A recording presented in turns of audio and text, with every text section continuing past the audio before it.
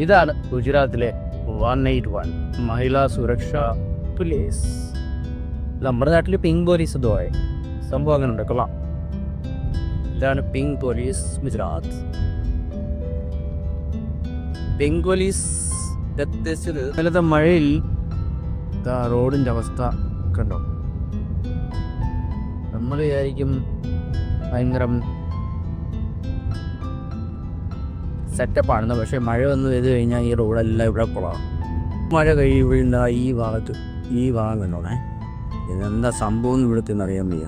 എപ്പോഴും എന്താ ഈ ഒരു ഏരിയ ഇത് നേരത്തെ ഇത് വന്ന സമയത്ത് ഇവിടെ കുഴിച്ചതാണ്.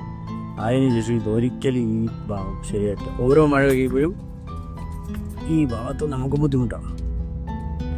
ഓവറോൾ നോക്കിക്കഴിഞ്ഞാൽ ഒരുപാട് ഇടങ്ങളിൽ പാച്ച് വർക്കും കാര്യങ്ങളൊക്കെ ചെയ്യുന്നതായിട്ടുണ്ട്. അപ്പോൾ ഇത് വെച്ച് നമ്മുടെ നാട്ടിലെ റോഡുകളൊക്കെ നല്ലതല്ലാണ്.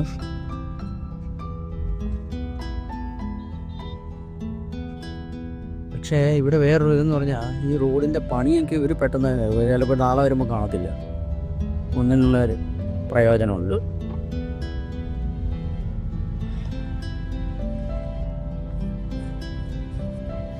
അപ്പോൾ കൂടുതൽ വീഡിയോകൾക്കായി ലൈക്ക്, ഷെയർ, സബ്സ്ക്രൈബ് ചെയ്യുക. സൂറത്തിൽ ഒരുപാട് വീഡിയോകൾ ഞാൻ ഇനിയും അപ്ലോഡ് ചെയ്യുന്നതായിരിക്കും. ആക്ച്വലി ഇന്ന് 2 ദിവസമായിട്ട് മഴ കാരണം ഇന്നും സ്കൂളുകളിലെല്ലാം അവധിയാണ്. പക്ഷേ ഇന്നും മഴയില്ല, രാവിലെ ഉണ്ടായിരുന്നു.